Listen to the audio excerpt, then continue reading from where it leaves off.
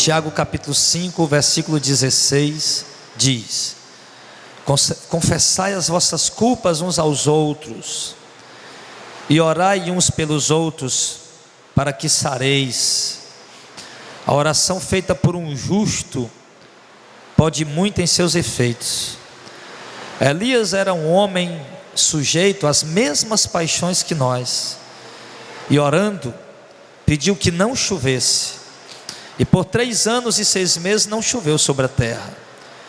E orou outra vez, e o céu deu chuva, e a terra produziu o seu fruto. Amém. Pode se sentar, queridos, em nome do Senhor. Irmãos, eu entendo que essa é uma noite muito oportuna para nós falarmos sobre oração. Nós estamos aqui com essa pregação que eu vou ministrar agora. Nós vamos estar interrompendo uma sequência de estudos, porque na quarta-feira, por enquanto, a gente está estudando quem é o diabo, quem é Satanás. E é um estudo de muita importância para a igreja, porque o diabo está se mexendo por aí, e tem gente brigando uns com os outros e não percebe que é o diabo, né? E acha que é o vizinho, o parente, o amigo, o esposo, a esposa, o filho, quando na verdade não, é o diabo. Só que ele não está vendo. Ele só vê a pessoa que o diabo está usando, ele acha que é a pessoa. E aquela luta só vai ser vencida em oração. Enfim, a gente está estudando sobre isso. E na sexta-feira, a gente está estudando sobre a fé, tá? A gente deu a introdução semana passada, e nessa semana a gente vai continuar, certo? Falando sobre a fé, a operação da fé, o poder da fé, o que a fé faz, o que a fé produz, o que uma pessoa que tem fé é capaz de fazer com essa fé. Enfim, mas claro, juntando isso, as estratégias do inimigo, que fala de uma guerra que estamos travando todo dia, juntando a fé, que ninguém guerreia contra o diabo se não tiver fé, ninguém batalha contra Satanás se não tiver fé. Então, irmão, falando sobre fé, sobre isso, nós queremos falar o seguinte para vocês: falar sobre oração. Nós temos visto, irmão, que uma das coisas que o povo de Deus menos tem feito na atualidade é orar. Que a igreja tem orado pouco, que os irmãos têm orado pouco, ou quase não têm orado. Talvez, se você for olhar para sua vida de oração, se você for observar ou fazer aí um histórico da sua vida de oração, você vai perceber que a sua vida de oração está um fracasso. Talvez muitos irmãos que estão aqui essa noite não oraram essa semana. Talvez muitos irmãos que estão aqui essa noite não dobraram o seu joelho para orar sequer 1 hora por dia essa semana. Se você parar para olhar a sua vida de oração, você vai ver: meu Deus, como é que está sendo o seu dia? Seu dia, você levanta cedo, você pega ônibus, você dirige o carro, pilota a moto, você faz as lutas de casa, você vai para o seu trabalho, para o seu emprego, para a sua empresa, para os seus negócios, e quando chega o fim do dia, você percebe que aquele dia você não orou. E amanhã vem o mesmo dia, a mesma luta, a mesma carga horária, o mesmo trabalho, as mesmas atividades, os mesmos exercícios diários, e você percebe mais uma vez no final do dia que você não orou. E assim, irmão, muitos vão levando a sua vida sem oração. E isso nos dá a entender o quê? Isso nos deixa claro que se você não está orando, é porque você não crê na oração. Se você não está orando, é porque você não acredita que a oração pode, que através da oração, melhor dizendo, você pode receber de Deus coisas extraordinárias. Se você não está orando, é porque você não acredita que através da oração muitas coisas podem se resolver na sua vida. Se você não está orando, é porque você não acredita que através da oração os inimigos podem cair diante de você. Se você não está orando, é porque você não acredita que através da oração você pode ver portas se abrirem, Deus operando maravilhas, Deus abençoando o seu lar, a sua casa, a sua família, o seu casamento, a sua saúde, a sua vida espiritual, te dando força para resistir às tentações, te dando fé para vencer o pecado. Se você não está orando, é porque você não acredita nisso, é porque você não acredita no poder da oração. Irmãos, e nós precisamos parar e olhar mais para a Bíblia com o ângulo da oração, através do ângulo da oração.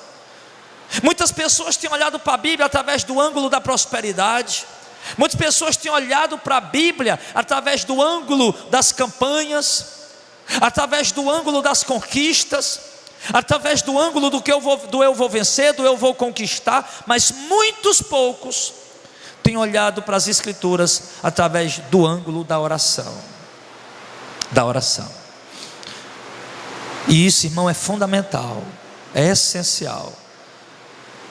Por que você está tão fraco espiritualmente? Porque você não está orando.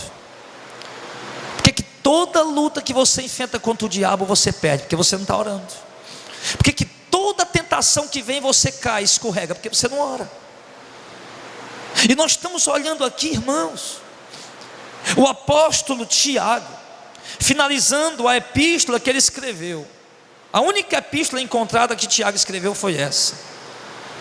E no finalzinho dessa epístola, Tiago aqui ele fala muito de fé, fala das dificuldades da caminhada, fala das provações que o crente enfrenta, fala das privações, dos inimigos, dos levantes, das oposições.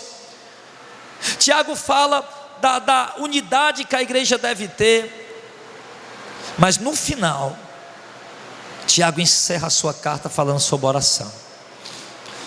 Como se Tiago estivesse falando como se Tiago estivesse dizendo isso: tudo que eu escrevi do primeiro capítulo até agora, se vocês não orar, vocês não conseguirem fazer.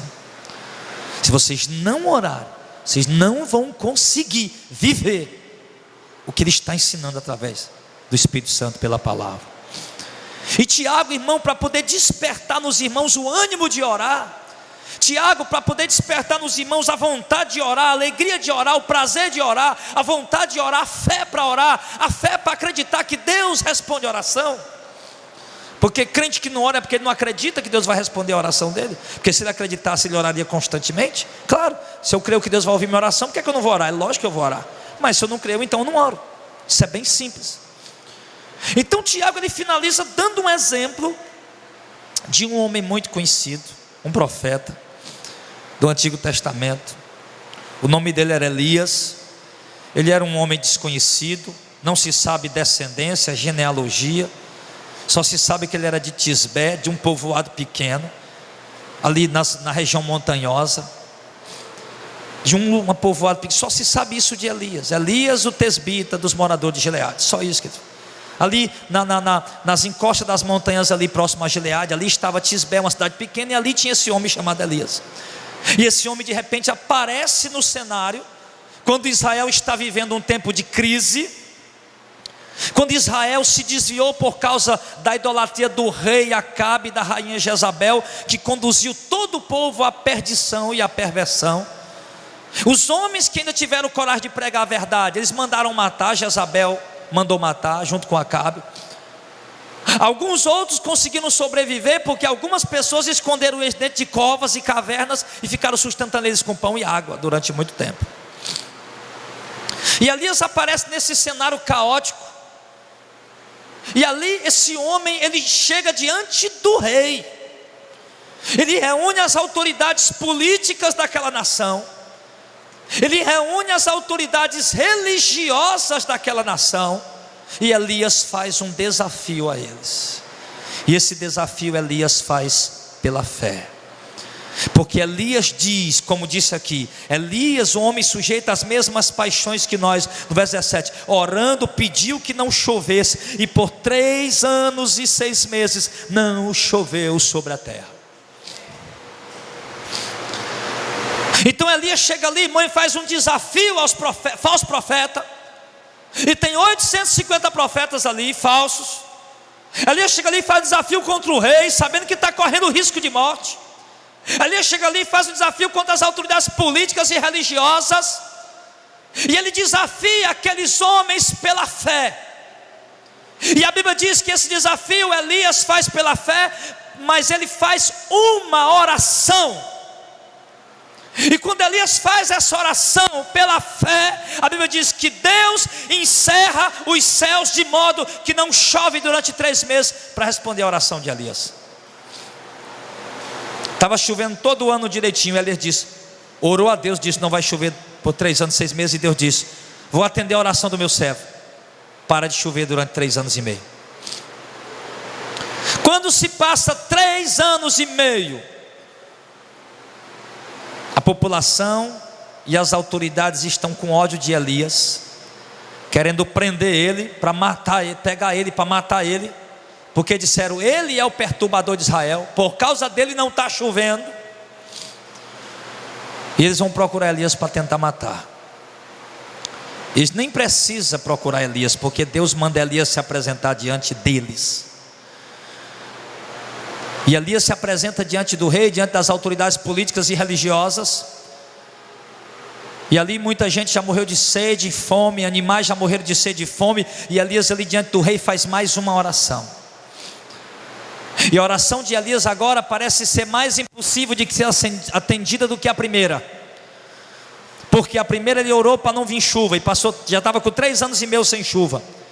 E agora Elias chega diante das autoridades políticas e religiosas, e ele ora para que chova.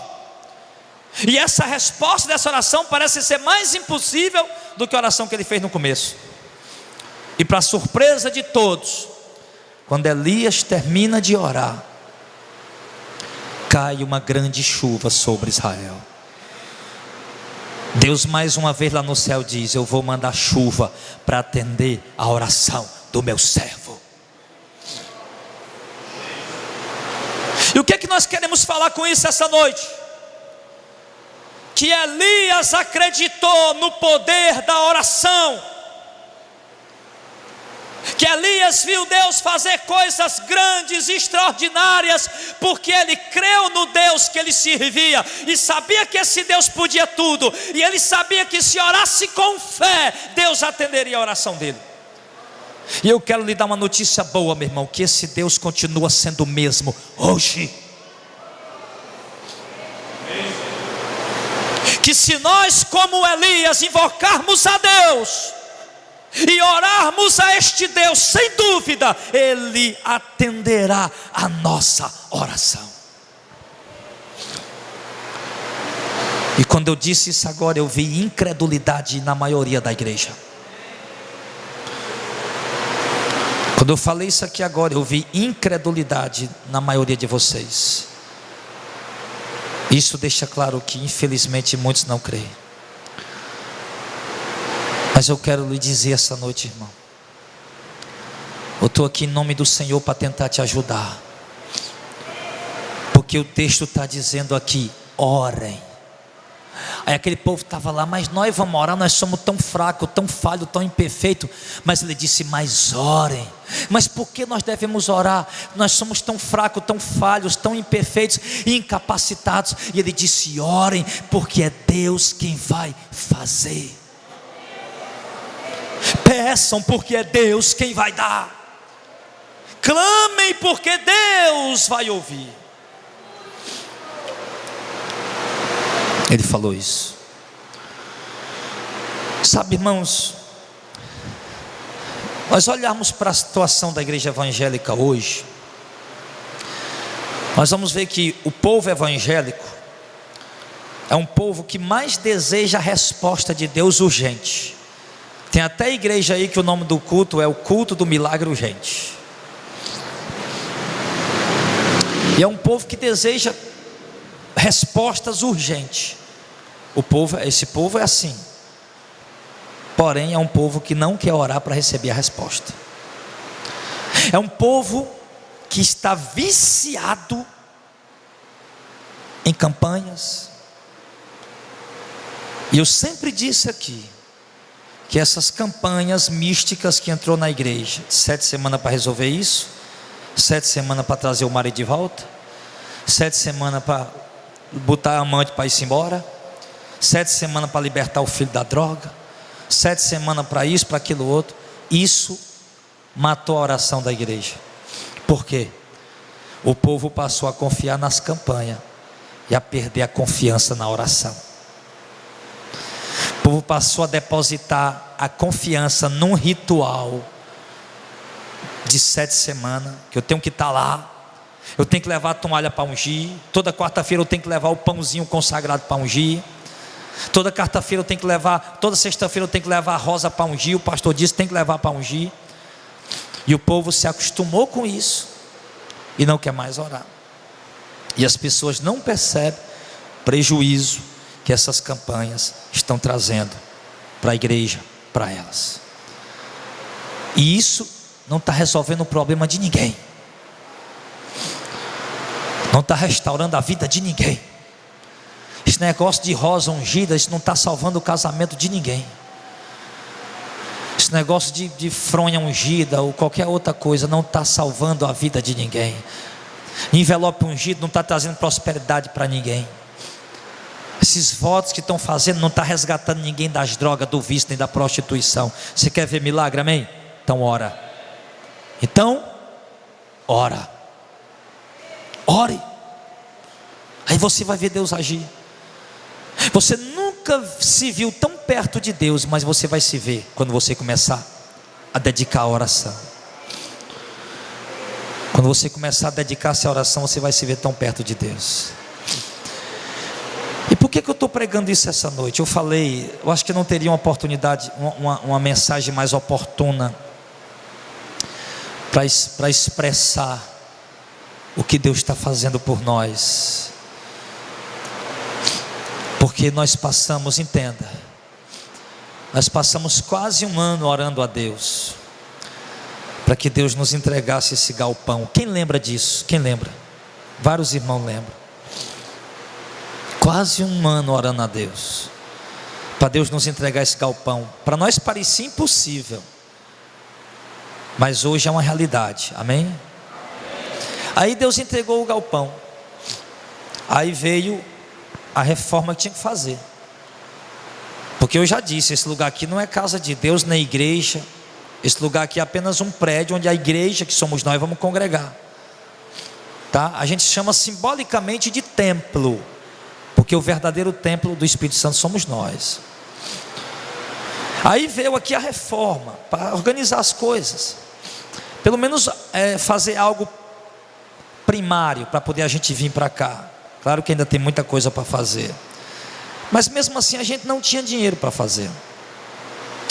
A gente não tinha dinheiro para pagar a pintura, a gente não tinha dinheiro para pagar os pedreiros para fazer as coisas que precisavam fazer, a gente não tinha dinheiro para comprar o material para fazer a reforma, não tinha dinheiro para comprar o material para fazer instalações, para pagar o eletricista.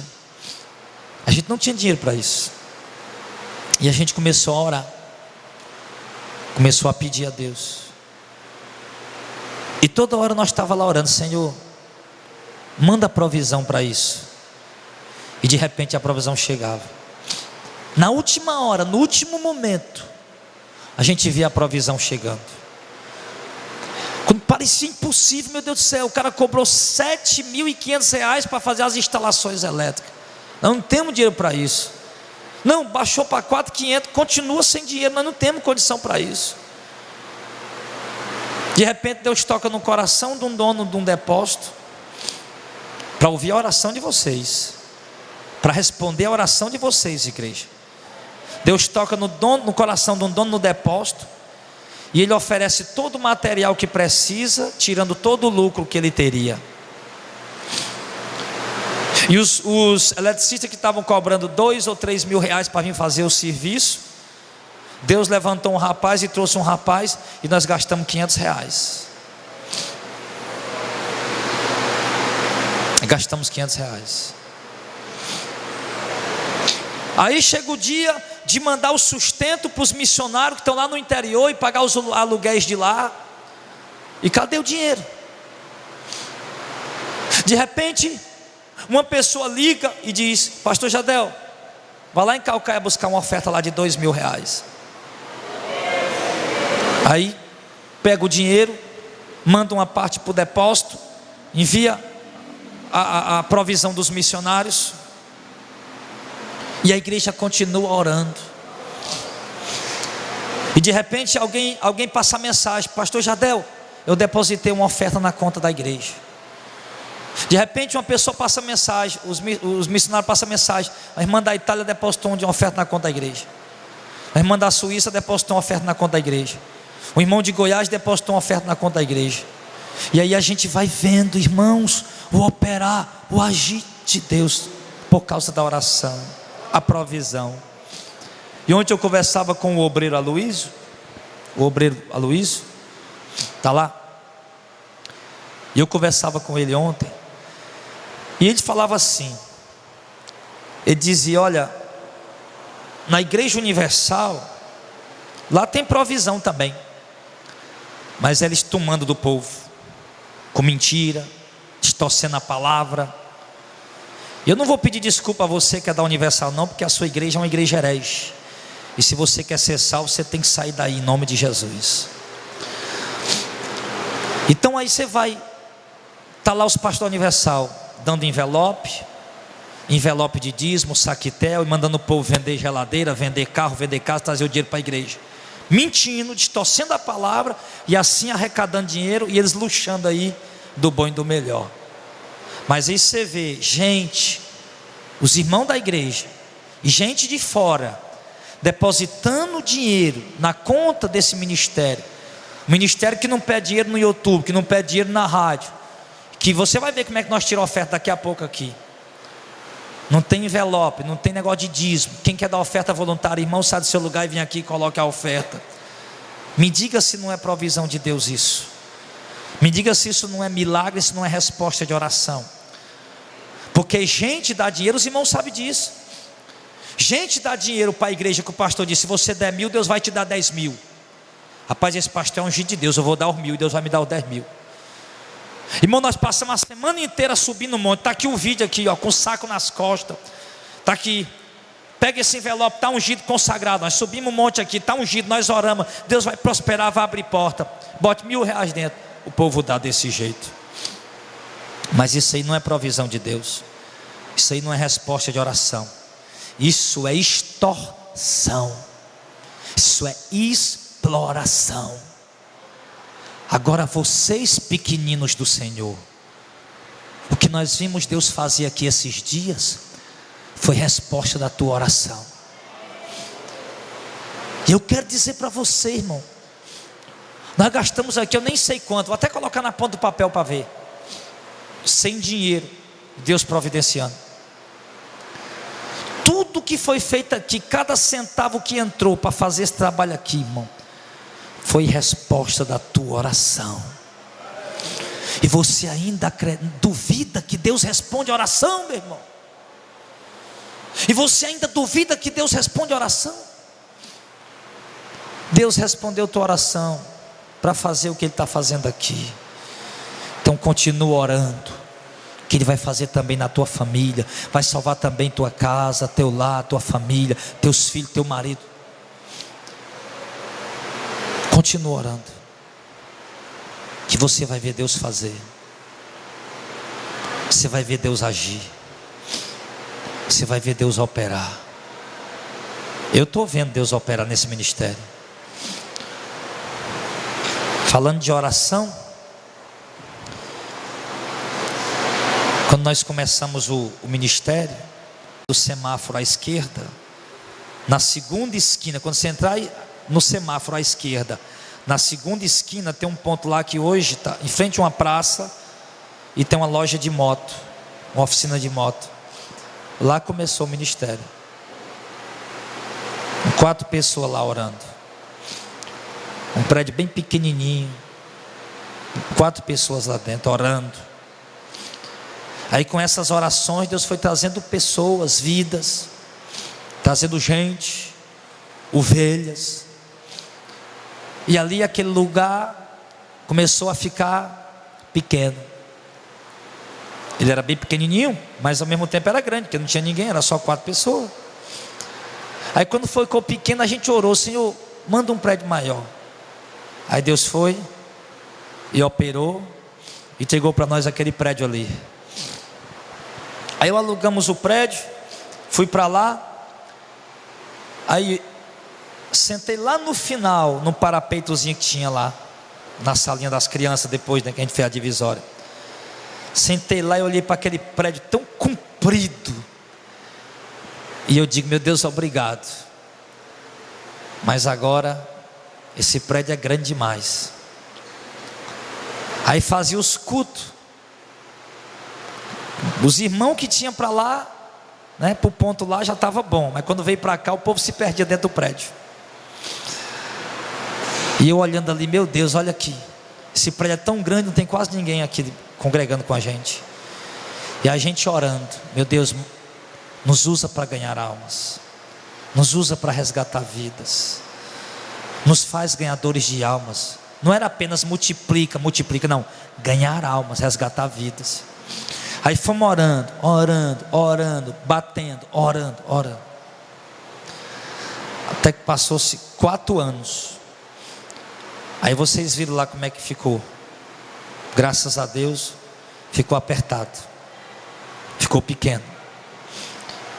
Isso sem campanha, sem teologia da prosperidade, sem pregação de conquista, mesmo só pregando o reino e a volta de Jesus e o evangelho puro e verdadeiro, sem forró gospel, sem nenhum atrativo para atrair multidão, só pregando mesmo o evangelho que atrai ovelha. Aí vocês viram lá como é que ficou. Graças a Deus, para a glória de Deus.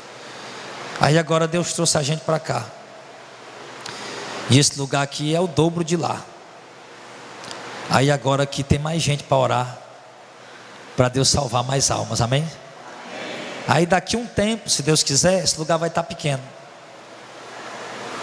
para a glória de Deus. Esse lugar vai estar pequeno, apertado, estreito. Aí nós vamos ter que derrubar essa parede. Pastor, tem que derrubar a parede, não cabe mais o povo não. Aí vai derrubar a parede e vai tomar conta do lugar ali de vidas salvas. Por quê? Porque vocês vão orar para Deus salvar as vidas que estão perdidas nas heresias, na apostasia, no engano. E nós vamos ver esse milagre, irmão, como estamos vendo. O maior milagre: vida sendo resgatada, como resposta da oração de uma igreja. A igreja orando e Deus resgatando vidas. Porque essa palavra fala de oração, que Deus ouviu a oração de um homem e viu um milagre extraordinário. Mas o milagre maior que eu olho, irmão, hoje e vejo nas escrituras, não é o mar se abrir, não é Pedro andando em cima das águas, não é o rio Jordão parando para que o povo atravesse a pé enxuto, juntamente liderados por Josué. O maior milagre que eu vejo registrado hoje na Bíblia Sagrada é a conversão de um pecador chamado Paulo, é a conversão de um ignorante, incauto chamado Pedro, é o resgate de 3.000 pessoas em Atos capítulo 2, é a salvação de 5.000 pessoas em Atos capítulo 5. O maior milagre que eu vejo registrado nas escrituras hoje são aquelas vidas, uma Maria Madalena prostituta, desviada, endemoniada, se convertendo ao evangelho para seguir Jesus e andar em santidade e ser um exemplo de mulher de Deus. É por esse milagre que nós temos que nos unir para clamar. Não vamos clamar só para: Senhor, lota esse lugar de gente. Para quê? Para ficar mais uma igreja grande? Não temos que orar: Senhor, lota esse lugar de gente. A oração errada. Senhor, salva vidas, resgata vidas. Senhor, lota esse lugar de gente, salva, resgata multidões, salva, liberta do pecado, da perdição, da condenação do inferno. Salva, Senhor. Essa oração nós temos que fazer, porque nós precisamos ter cuidado, irmão, para que daqui a pouco a gente não venha se desviar com visão de grandeza. Porque eu conheço hoje pastores que começaram num prédio bem pequeno, tanto quanto o que nós começamos, mas que depois mudaram para um galpão grande como esse, meu irmão. Eles começaram a fazer campanha, pregar heresia, fazer show, fazer comércio, fazer campanhas místicas, tudo para atrair multidão, meu irmão, para que o templo ficasse lotado. Mas nós não queremos seguir esse caminho, amém, igreja? Nós queremos ver esse lugar lotado de vidas salvas? Queremos, mas não com campanha, nem com show, apenas com a verdade. E essas pessoas vão ser tocadas quando a igreja orar. Deus vai abrindo porta, a palavra vai chegando ao ouvido das pessoas. Deus vai abrindo porta e a palavra vai alcançando os corações.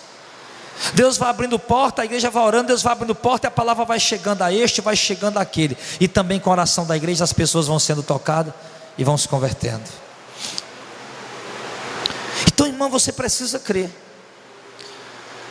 Você precisa olhar o que ele está dizendo, que Elias era um homem sujeito às mesmas paixões que nós. Elias não era um super-homem. Elias era um homem que, se ele visse uma mulher bonita, ele identificava que aquela mulher era bonita. Elias era um homem que, se ele visse uma mulher sensual, certamente ele via que aquela mulher era sensual, e se ele fitasse os olhos como qualquer homem, ele ia desejar também. Elias era um homem que adoecia. Elias era um homem que tinha problemas, que tinha dificuldades, que tinha lutas, que chorava, que sentia angústia, que sentia tristezas. Mas era um homem que, com tudo isso, ele lutava para permanecer em santidade na presença de Deus. E era um homem que, com toda a perfeição e fraqueza, como Paulo diz, como Tiago diz aqui, foi um homem que orou e obteve resposta de Deus. Nós não podemos achar, irmão, que esses homens da Bíblia eram super-homens, super-heróis. Não podemos achar que Elias foi um super-herói, um super-homem. Ele está dizendo que Elias era um homem sujeito às mesmas paixões que nós. Quando ele diz que Elias era um homem sujeito às mesmas paixões que nós, ele está dizendo que Elias era um homem simples como eu e você.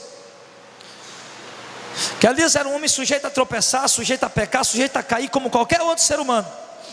Mas esse homem, com toda a imperfeição, como eu e você, acreditou em Deus, orou e teve resposta.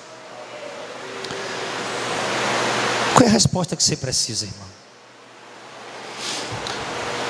Qual é a resposta que você está precisando? Você está orando? Há quanto tempo você está orando? Por exemplo, teu marido não é convertido, há quanto tempo você ora por ele? Ah, pastor, aqui e acolá eu oro. É porque você não crê. Se você crê, se você não orava aqui e acolá, não, você orava constantemente. Teus filhos, quanto tempo você ora pelos seus filhos? Não são convertidos, que não conhecem a Deus. Pastor, sei, pastor, talvez uma vez por semana ou 3 vezes por semana. É porque você não crê. Porque se você cresce, mesmo nas suas fraquezas e imperfeição, você ia orar continuamente, constantemente, e ia ver Deus fazer o que você está pedindo a Ele. Então vamos fazer o seguinte, irmãos. Vamos fazer o seguinte. Vamos sair daqui essa noite entendendo uma coisa: que Elias, um homem fraco, imperfeito como eu e você, orou e pediu a Deus um milagre, e Deus fez o milagre. E depois Elias orou de novo e pediu a Deus outro milagre, e Deus fez mais outro milagre. Então vamos sair daqui entendendo isso: que se Deus atendeu a oração de um homem sujeito às mesmas fraquezas que eu, então Deus também vai atender a minha. Deus também vai atender a sua. Não que Ele tenha obrigação de fazer, mas porque nós vamos orar, e quando nós orarmos, nós vamos ver Ele fazer. Pastor, E se eu orar e Deus não fizer? Ora de novo. E se eu orar uma semana? Ora um mês. E se eu orar um mês e Deus não responder? Ora um ano. Mas não para de orar. Porque eu quero lhe dizer, meu irmão, que tem respostas que só vêm com anos de oração. Que tem milagres que Deus só faz depois de anos de lágrima derramada, depois de anos de súplicas oferecidas, de clamores oferecidos. Mas o segredo para nós é nunca parar de acreditar e nunca parar de orar. Amém, pessoal? Quem lembra de Ana? 1 Samuel capítulo 1, capítulo 2. Ana orou por muitos anos. Ana não orou só uma vez ou duas. Ela orava todos os dias durante anos, até que Deus a respondeu.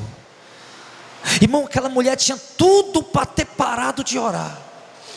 Aquela mulher tinha tudo para dizer: eu não vou mais orar, já tem anos que eu oro e Deus não me atende. Tinha tudo para parar, não tinha? Tinha. Mas ela não parou, ela continuou. E isso agradou a Deus. Eu acho que Deus olhou e viu: que mulherzinha perseverante, que mulherzinha para me importunar, que mulherzinha para insistir. Eu vou atender a oração dela, eu vou fazer uma surpresa a ela. E Deus fez. Deus falou: hoje, Ana, eu vou atender a tua oração. Com um ano depois, a oração dela estava atendida. Milagre pelo qual que ela clamava, ela tinha recebido. Ela nunca parou de orar. Jesus nos ensinou dizendo que nós temos o dever de orar sempre e nunca desfalecer. Então ore todos os dias. Separe um momento a sós com Deus em particular e ore. Todos os dias. Todos os dias. Ore no seu trabalho. Ore dirigindo o seu carro. Ore guiando a sua moto. Ore lavando a sua louça, os seus pratos, as roupas, varrendo a casa. Ore. Ore quando acordar. Ore quando for almoçar, quando for jantar. Ore quando for dormir. Ore quando for sair na rua, quando for pegar o ônibus. Em cada passo que você der na sua caminhada na vida, siga orando e falando com Deus. E eu vou lhe dizer, meu irmão, aquele que muito pede, com certeza, esse será atendido e receberá. Nós temos exemplo de homens que oraram muito, mas não desistiram e receberam a resposta. Já temos exemplo de outros que oraram um pouco e logo desanimaram. Exemplo de Saul, por exemplo. Saul estava clamando a Deus. O exército dos midianitas, os filisteus, a Amalequita estava lá. E Saul estava orando para o profeta Samuel chegar. E o profeta não chegou. Aí ele deu com os pés pela mão, se atribulou, se aperreou e foi lá e fez o sacrifício. Quando ele termina de fazer o sacrifício, o profeta Samuel chega e já repreende Saul, porque não era para ele ter feito sacrifício, não era para ele fazer. Ele não era sacerdote, ele era rei, e não era lícito. Mas profeta, eu orei para você chegar, eu orei a Deus, eu estava preocupado, estava com medo, o inimigo está vindo contra nós, e eu tinha que fazer alguma coisa. Sim, ele realmente tinha que fazer alguma coisa. Continuar orando e esperar o tempo de Deus. Porque não adianta, irmão. Não adianta envelope. Se você está desempregado, não adianta envelope ungido. Se está com problema no casamento, não adianta rosa. A única coisa que vai te ajudar de verdade é a tua oração. A tua oração pessoal, particular.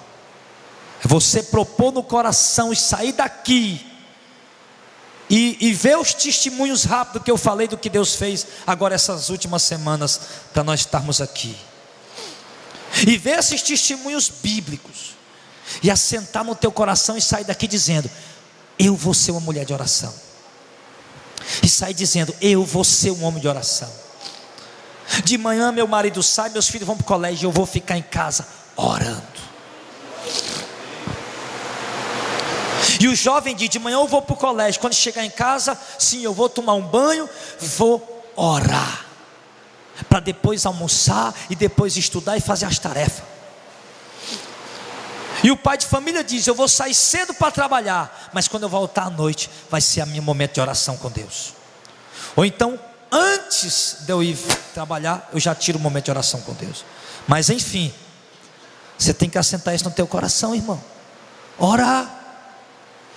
Ah, mas hoje eu tive que sair para resolver um negócio com a minha esposa, e ela foi lá para resolver o negócio, eu estou aqui esperando dentro do carro. Fica orando. Ah, porque eu fui levar um irmão no médico, era minha hora de oração, e eu fui levar um irmão no médico, e eu tive que esperar, o irmão entrou no médico e demorou, e eu fiquei lá dentro do carro. Fique orando. Solta o WhatsApp, solta o Facebook, solta o smartphone, o telefone, e fica lá na presença de Deus, orando. E eu vou lhe dizer, uma igreja que ora, um crente que ora, ele vê Deus fazer coisas extraordinárias. Eu estou aqui diante dos meus olhos, olhando para essas ovelhas que Deus entregou nas nossas mãos para apacentar. Sem falar das outras congregações e das outras que estão ouvindo a gente aí na congregação online, através do YouTube. E tudo isso, meu irmão, foram respostas de Deus nas nossas orações. Deus me respondeu, me atendeu. E eu não sou em nada melhor do que nenhum de vocês. Eu sou tão fraco, tão falho e imperfeito quanto qualquer um de vocês. E Deus tem me atendido. Deus tem me respondido no que eu tenho pedido a Ele. Então, não se sinta pequeno ou menor ou menos merecido, porque na verdade Deus não dá a ninguém porque merece. Esse negócio de dizer Deus vai dar se merecer, então você nunca vai receber. Ele vai dar porque você pediu e Ele quis dar e pronto. É assim que funciona. Pela misericórdia e a graça dEle. Não é pelo nosso merecimento.